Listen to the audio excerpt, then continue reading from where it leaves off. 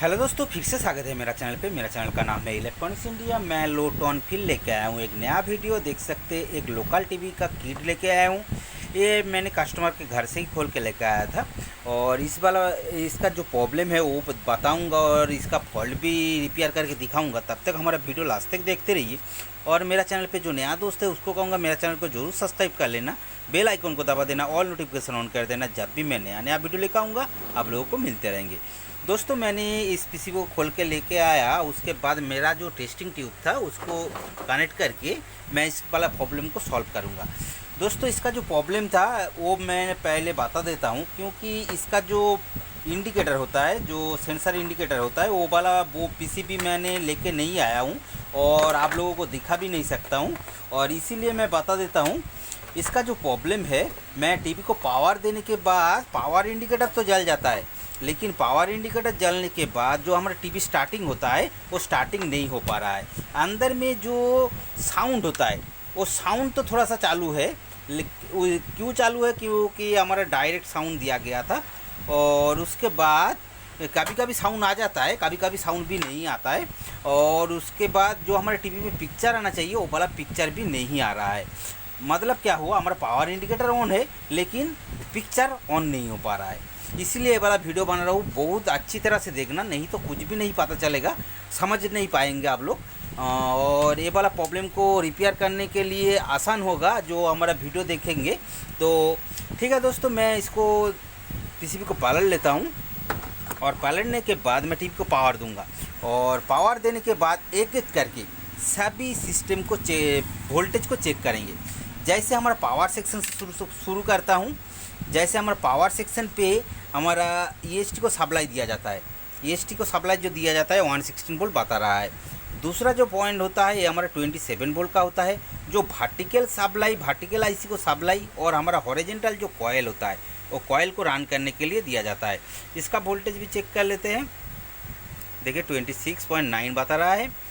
उसके बाद एक वोल्टेज होता है जो 12 वोल्ट तक होता है, ये 10.4 बता रहा है। ये भी सही है क्योंकि ये रेगुलेटर का वोल्टेज होता है।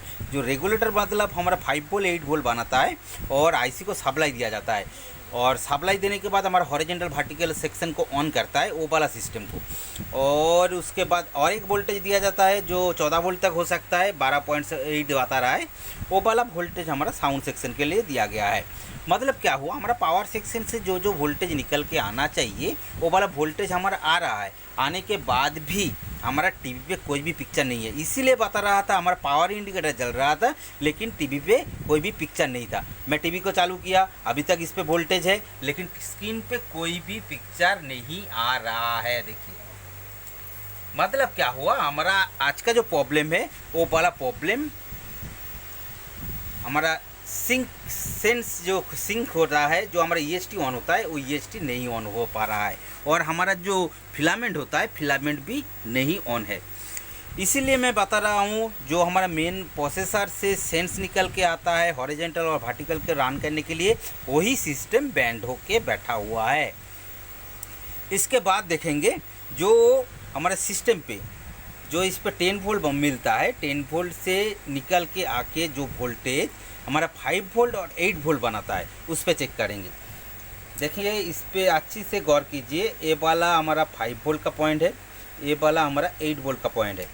ये 5 वोल्ट का जो पॉइंट है, 5 वोल्ट पॉइंट पे चेक करेंगे। देखिए इस पर 3.8 बता रहा है, और जो हमारा 8 वोल्ट का पॉइंट है वो 8 वोल्ट का पॉइंट पे भी 4.6 बता रहा है।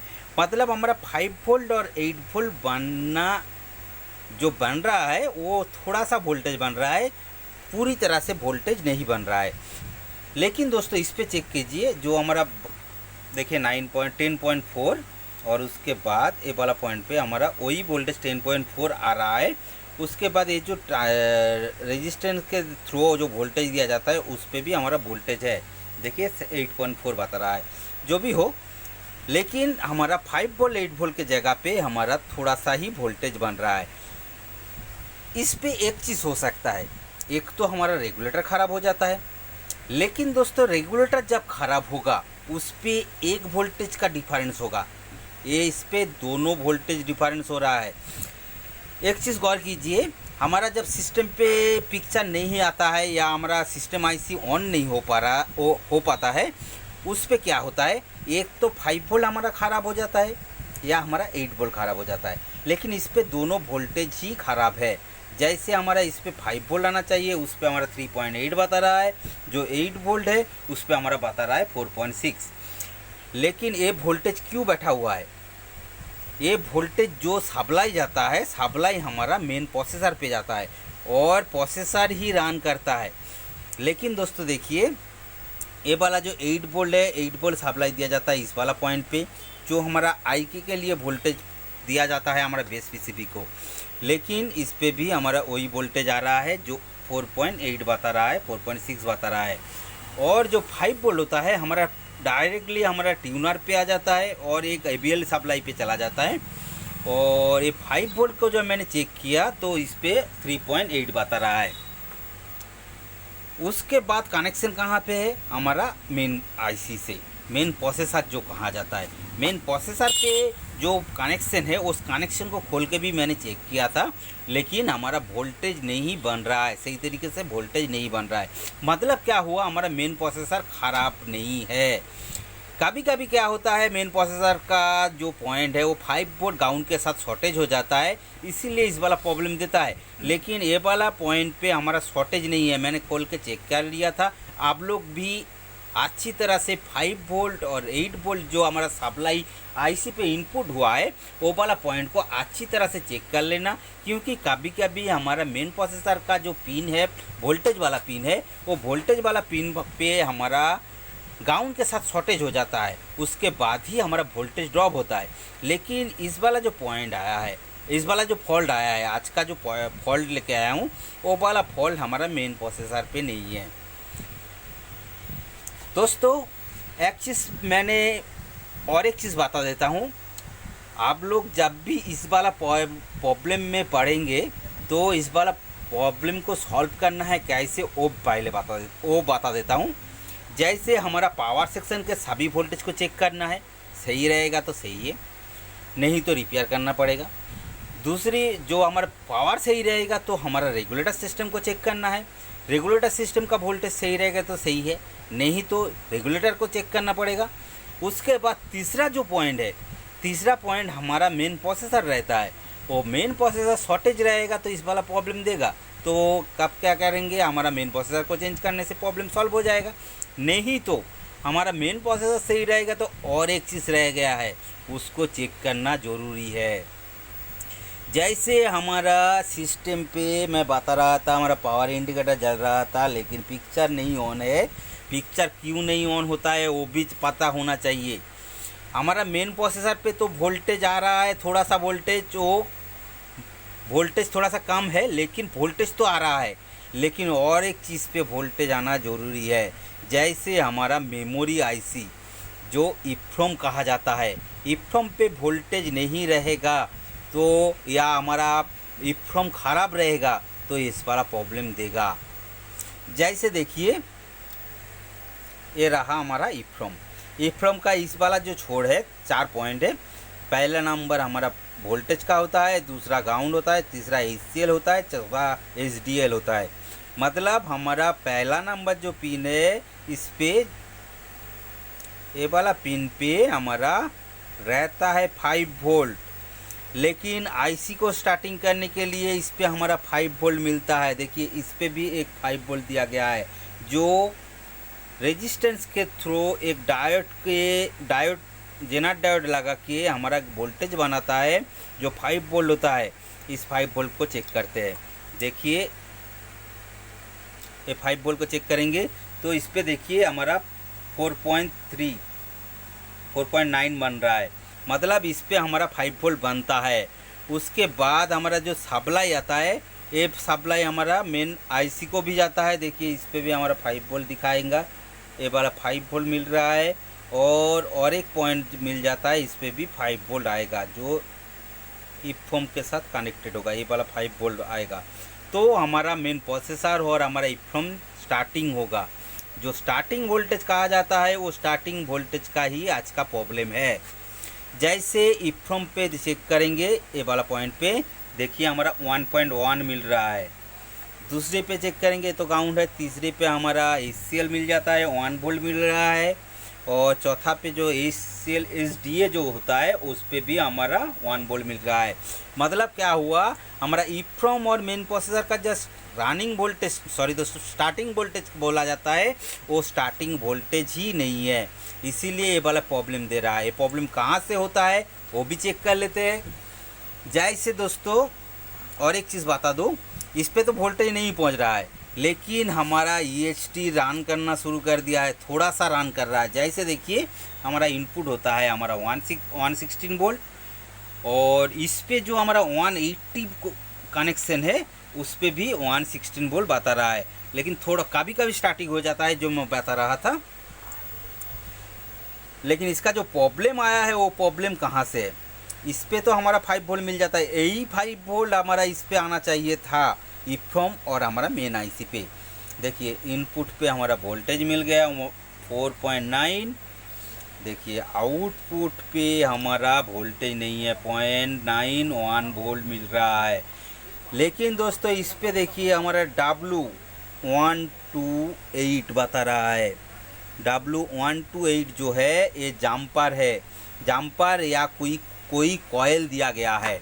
लेकिन इस पे हमारे इनपुट पे तो वोल्टेज मिल जाता है, लेकिन आउटपुट पे कोई भी वोल्टेज नहीं मिल रहा है, मतलब यही कनेक्शन हमारा ख़राब है। देख लेते हैं इस पे क्या दिया गया है, हमारा जम्पर दिया गया है या कॉयल दिया गया है। दोस्तों जो मैं पॉइंट बता रहा था यही पॉइंट है। ये वाला रेजिस्टेंस दिया गया है, एक कॉयल के थ्रू काम कर रहा है, जैसे ओम्स का रेजिस्टेंस।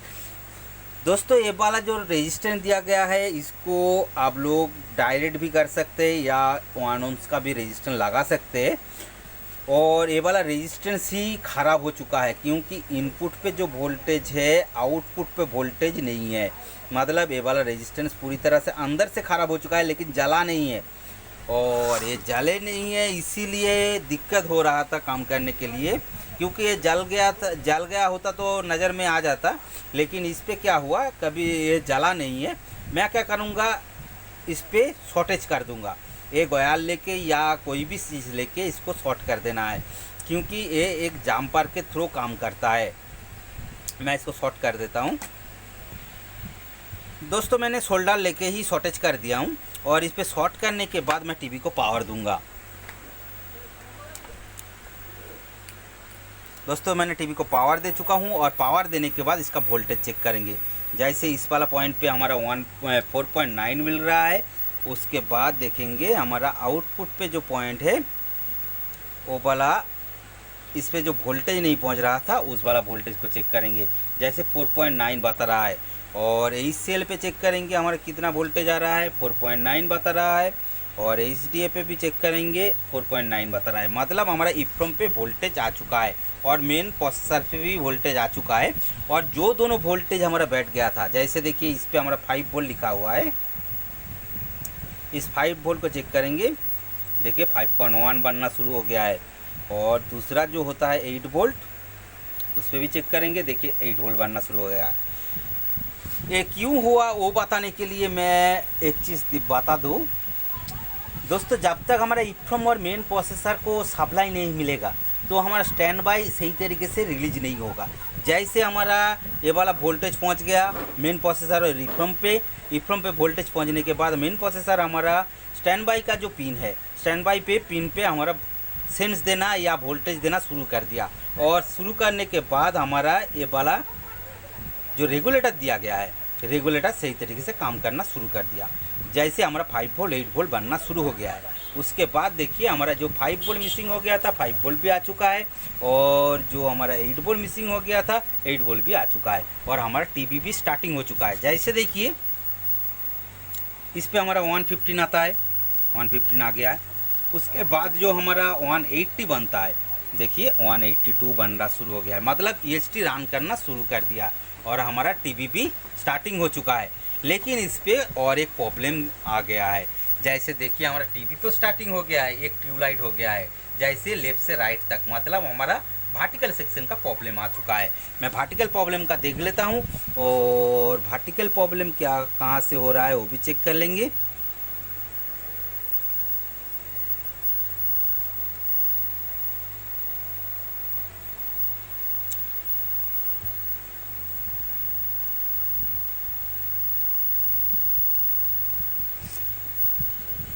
ये वोल्टेज पहुंचता है कि नहीं वो पहले चेक कर लेता हूँ। जैसे 28 वोल्ट इस पे मिलता है, 27 वोल्ट मिल रहा है।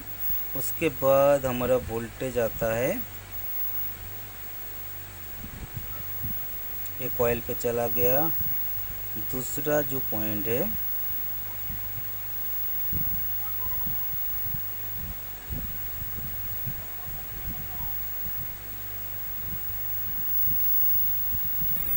दोस्तों, मैं जो बता रहा था हमारा वर्टिकल सेक्शन का प्रॉब्लम आ चुका है।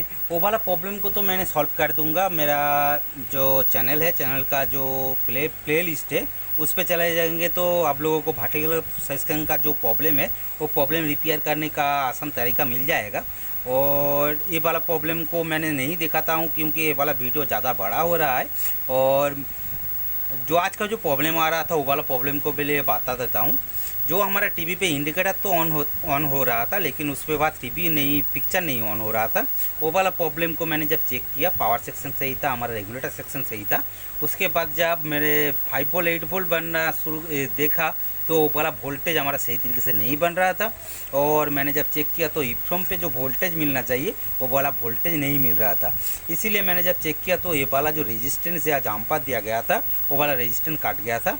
इसलिए मैंने इसको शॉर्टेज कर देने के बाद इसका वोल्टेज पहुंच गया था हमारा ईफ्रॉम और मेन प्रोसेसर पे। और प्रोसेसर पे पहुंचने के बाद हमारा टीवी पे जो सेंस या कुछ भी बनना चाहे 8 वोल्ट 5 वोल्ट बनना चाहिए था वो सही हो गया रेगुलेटर का वोल्टेज। उसके बाद हमारा टीवी पे पिक्चर भी आ चुका था और हमारा टीवी पे जो लाइट नहीं था वो लाइट भी आ चुका था। ठीक है दोस्तों, ये हमारा आज का जो प्रॉब्लम था वो वाला प्रॉब्लम सॉल्व हो चुका है। और ये वाला प्रॉब्लम को रिपेयर करना कितना आसान हो गया है। और आसान होने के बाद हमारा ये वाला वीडियो देखने के लिए शुक्रिया। और हमारा जो आगे वाला वीडियो आएगा उसको देखने के लिए मेरा चैनल को जरूर सब्सक्राइब कर लेना, बेल आइकन को दबा देना, ऑल नोटिफिकेशन ऑन कर देना। जब भी मैं नया वीडियो लेकर आऊँगा आप लोगों को मिलते रहेंगे। ठीक है दोस्तों, मिलते हैं नेक्स्ट वीडियो पर। तब तक के लिए दोस्तों गुड बाय।